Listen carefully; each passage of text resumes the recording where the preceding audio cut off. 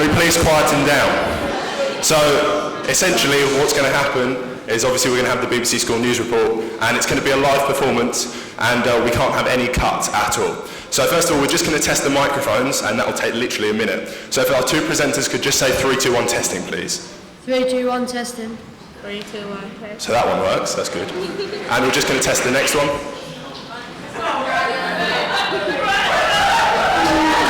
2, 1 testing.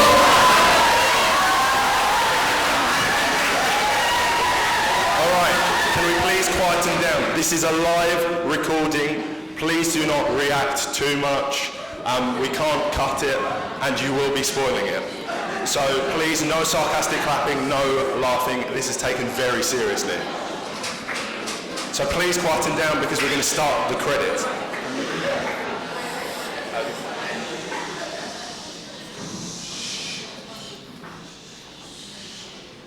Thank you. Okay, please. Okay, everything's sounding good. Mixing to camera 3.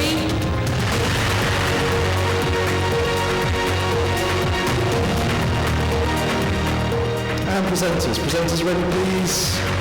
10, 9, 8, 7, 6, 5, 4, 3, 2. Cut, go back, cue. Hello and welcome to the Chis and Sid Grammar School BBC School Report. I'm Connor. And I'm Comfort. Today we will be discussing the matters about our current issues affecting our lives as secondary school students. Our first story is about A-level changes. A-levels are changing, and we will be the ones affected by this. The people who made the changes might have been trying to help the nation's children. However, it will be a massive effect on us.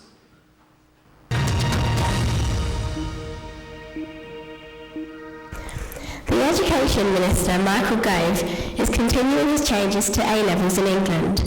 Mr Gove wants a change to their structure, an end to the role of AS exams counting towards the full A-level. The main change is that there will be no modular exams throughout the year, just one big exam on everything learned at the end of the 2-year course. Some university leaders and head teachers are not very happy about this. Here with me, I'm joined by a sixth former, Oriel, who has given her opinion on the matter. Hi, I think it's slightly puts the younger years who will be starting this at a disadvantage because doing modules does take off a lot of pressure for the end exam, and you know that you've got some grades behind your back. However, it will take away the whole culture of, oh, I can retake this exam, it's okay, and may result in them working harder and therefore get better grades. Thank you. This scheme will start in 2015, which means the current Year 9s, like us, will be the first to experience the changes. Thank you, Emma and Aria, for that excellent report. The next story is about CVs. Over to Comfort and Millie for the report.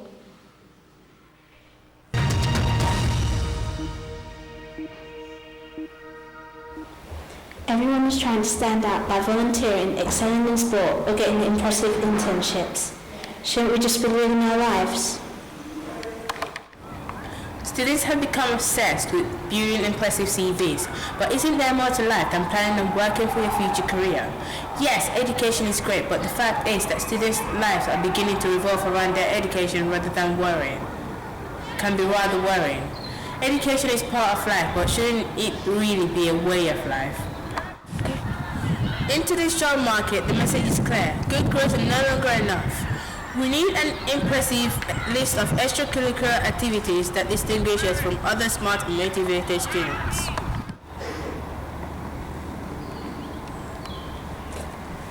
This whole CV building phenomenon is absolutely perverse and hypocritical sometimes. The CV doesn't really say anything about the person behind it because it is entirely constructed by the views and expectations of the employers. Although we all like to pretend that we did all this volunteering stuff because we loved them, Many of us will try to enhance our chances of getting a good job or further education. While there are some dubious sides to this career passion, it's fun to work hard to achieve goals. Although we should also consider doing things because we love them, rather than because they look good. As school term drags on, it's painless to forget education's importance. As procrastination takes control, students are very likely to lose concentration as Easter gets closer. That was great insight into information that I don't usually see. Now we have a video about an issue that has not been taken lightly by the British public: horsemeat.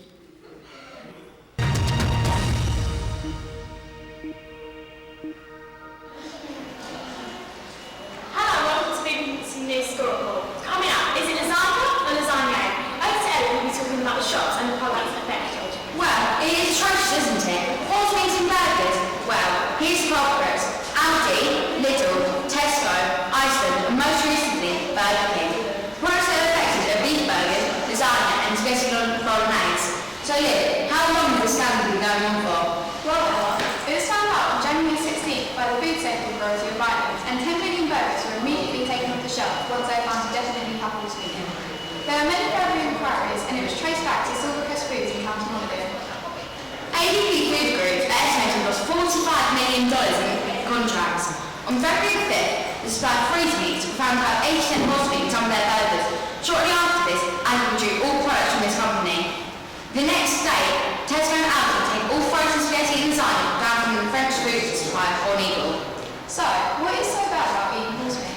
Well, technically, there's nothing too bad about eating horse. It just depends on where it's come from and what it's been fed on. People have been using the phrase, I can eat a horse for decades. And now it's real, everybody's complaining. Here we're showing to Anya, who's very upset and disappointed about the fact she's been lied to. So Anya, what do you think about this atrocious scandal? Well, I think what shocked people most is that the food companies have misled us. And because of this, people feel paranoid about the foods that we can and cannot eat. Was it beef or was it something else? I'm not sure what the food companies I trust now. And now I'm going to have to spend more money on better quality foods because I feel so paranoid about what I can and cannot eat. That's all we've got time for today, so what do you think it is? Lasagna or lasagna?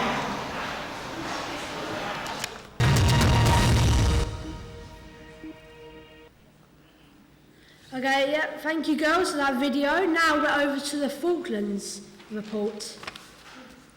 Hello, and we will be talking about the Falkland Islands. Falkland Islands. British task force dispatched to South Atlantic. After a short war, Britain won Argentina forced to surrender the Falkland Islands in 1982. Argentina now want the Falkland Islands back again, so a referendum was held. The result showed that 99% wanted to remain British. The President of Argentina has asked the new Pope, who is also Argentinian, to intervene and start a campaign to give the Falklands back to them. But David Cameron has said that Britain will defend the Falklands at all costs. Thank you girls for that video. Now over to Molly and Emma with the weather for Thursday afternoon. Thank you, Comfort. Good afternoon. In the south, it will be a rainy day, with showers all throughout the afternoon and the next couple of days. Cornwall, Devon and South Wales are most likely to be affected. Although there will be some outbreaks of rain in the southwest. In eastern Scotland, there will be some light snow flurries, but generally in Scotland, it's a dry and bright day with average temperatures of around 3 Celsius. There is an increasing amount of cloud across the Midlands and east of England, and it will be largely dry with lowest temperatures of freezing and highest temperatures of 4 or 5 Celsius. It will be dry in North Wales and Northern Ireland, and the temperatures will be about 5 Celsius. As for tomorrow, in North Wales, North West England, the North Midlands and Northern Ireland, there will be some snow in the morning and it will linger throughout the day. Weather warnings have been issued, but they are only yellow, which means be aware. Back to you, Connor. Thank you girls for that lovely weather report. And we will be aware for the upcoming days. Next up, we have a report about the Six Nations rugby. The Six Nations tournament is contested by 6 nations, hence the name Six Nations. Ireland, Scotland, Wales, England, Italy and France. If you lose, you metaphorically get a wooden spoon, and if you win, out of the great British countries, you will get a Triple Crown Cup.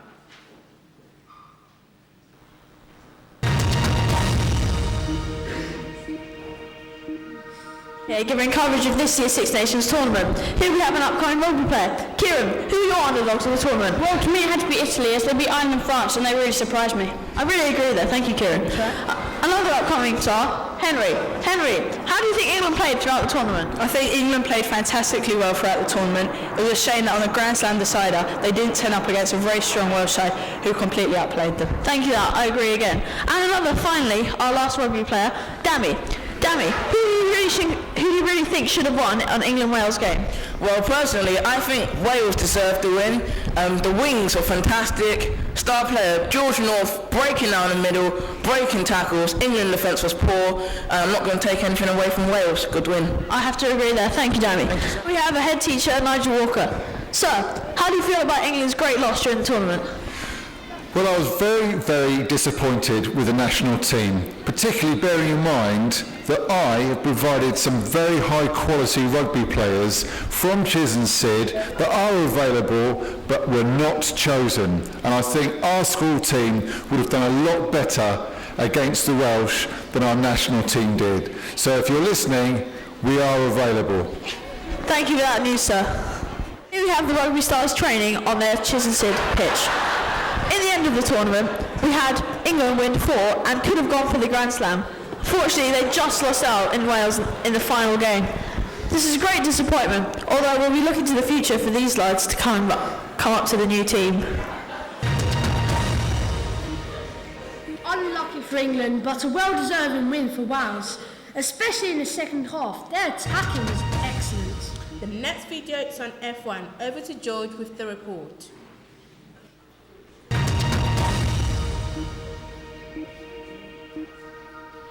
Go. In the recent F1 race in Australia, there was an unexpected result. Kimi Raikkonen won the first race, and the last time this happened, he won the whole championship. The expected happened when Sebastian Vettel qualified on pole. Last season, he qualified on pole 5 times and won 3 of the races. As he qualified first in the race, he was expected to win, but he came third, as his 3-stop strategy didn't work well. Lewis Hamilton and Jenson Button finished in the top 10 as usual, but it was an eventful first race of the season with 4 DNFs.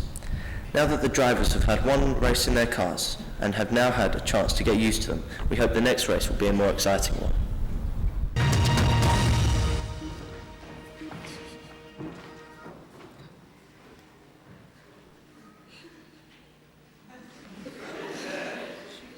We've had an eventful week in sport, from a win for Wales in the Six Nations to a bone-crunching tackle in a Premier League match from Wigan. Yes, we have. Let's have a look at the scores from the weekend's actions. Over to Brandon and Dammy. Results from the Premier League. Tottenham Hotspurs 0, Fulham 1. Chelsea 2, West Ham 0. Everton 2. Manchester City 0. Southampton 3, Liverpool 1. Swansea City 0, Arsenal 2. Manchester United 1, Reading 0. Now for the championship results. Brighton and Hove Albion 3, Crystal Palace 0. Blackburn Rovers 1, Burnley 1. Charlton Athletic 0, Millwall 2. Blackpool 0, Peterborough United 1. Sheffield Wednesday 0, Cardiff City 2. And now a look at the league table. In top 4 we have Manchester United with 74 points, Man City with 59 points, Chelsea with 55 points and Tottenham with 54 points. Whereas currently in the relegation zone we have Wigan with 24 points, Reading with 23 points and QPR with 23 points, with Aston Villa struggling to stay in the Premier League. And now for the championship. In top 4 we have Cardiff with 75 points, Hull with 68 points, Watford with 66 points and Crystal Palace with 65 points.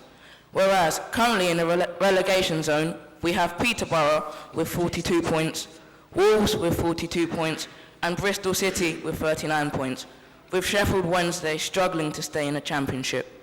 Thank you. Back to Henry and Simon. Thank you, Brandon and Dammy. The title chase does look to be over there. In cricket news, the second test between New Zealand and England in Wellington was drawn as rain washed out the final day. England batted first and scored a very respectable 465. Trott with 121, Compton with 100 and Pryor with 82. New Zealand scored a below par 254 and when forced to follow on finished 162 for 2 at the end of play.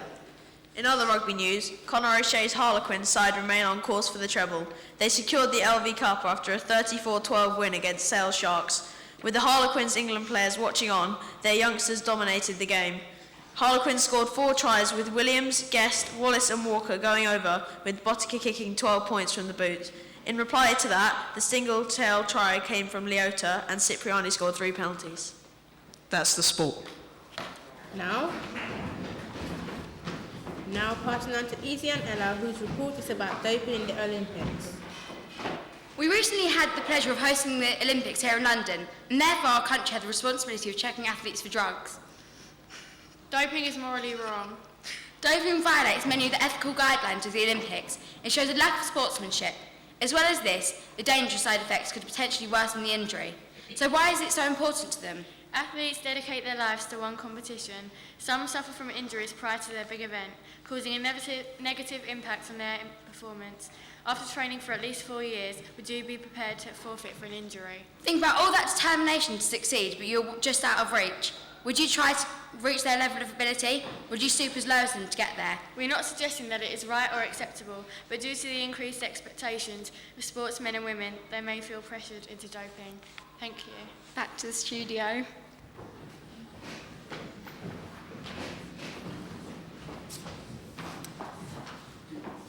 Now it's time for the national news. The results for Budget 2013. The economic growth forecast has halved to 0.6% compared to 1.2% in December 2012. The UK is predicted to borrow 121 billion pounds, and inflation is due to rise 2%. But we expect 600,000 more jobs this year. Chancellor George Osborne says that the budget would be for people who work hard and aspire to get on.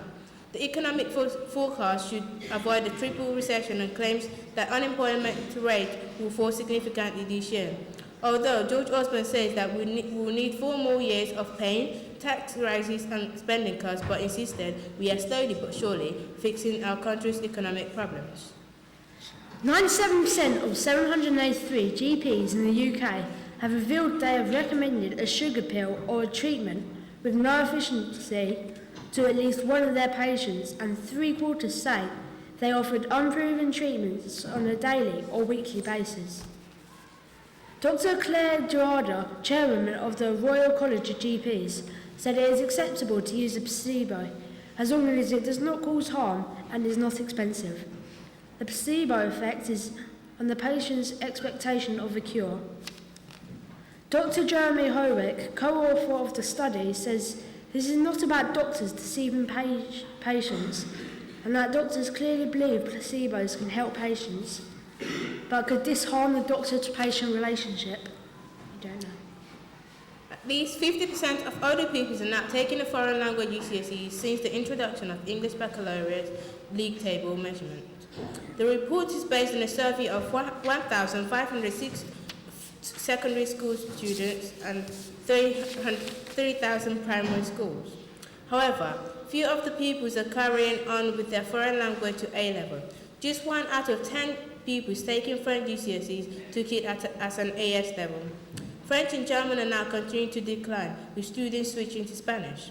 The Department of Education says that they will make it compulsory for older pupils to be taught the foreign language for the next year so that children can develop their crucial skills, and learning foreign languages will remain compulsory for 11 to 14 years olds, and more regressive study scheme to increase GCSE rates. And now for the international news. There was a dual helicopter crash In Berlin, there were several deaths and injuries. It was near the Olympic Stadium in Berlin, and the helicopters hit each other in mid-air during the police exercise. Apparently, one of the pilots was killed and 4 people were injured, 2 of them seriously. We hope the recovery and our help goes out to all those who are involved. Barack Obama visited the West Bank to help Palestinian leaders on behalf of the U.S. Barack Obama says that they are deeply committed to the creation of the independent Palestinian state during the visit of the West Bank. International news is an excellent way to be interactive with the rest of the world. Now we have some breaking news from Connor.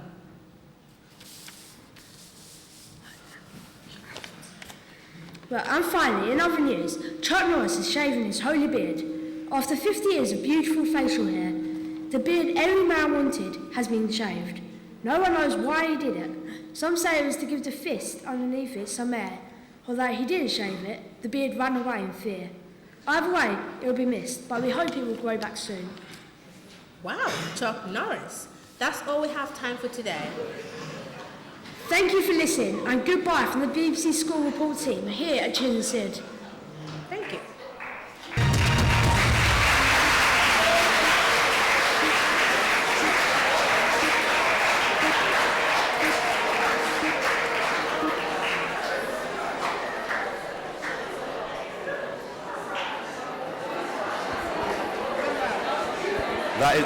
That's all from the BBC School News Report. Thank you very much. You are quite a good audience. We just need to sit here for another couple of minutes until the bell goes. That's not my rules, apparently that's school rules. So talk amongst yourselves, enjoy yourselves. Oh, now it's louder. Hello.